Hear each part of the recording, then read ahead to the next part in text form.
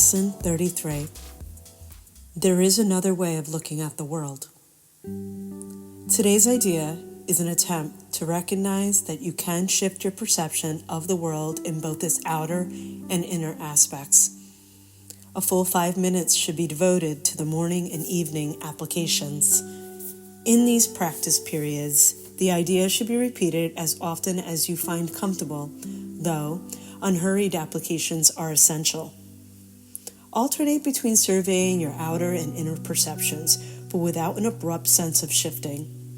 Merely glance casually around the world you perceive as outside yourself, then close your eyes and survey your inner thoughts with equal casualness. Try to remain equally uninvolved in both, and to maintain this detachment as you repeat the idea throughout the day. The shorter exercise periods should be as frequent as possible.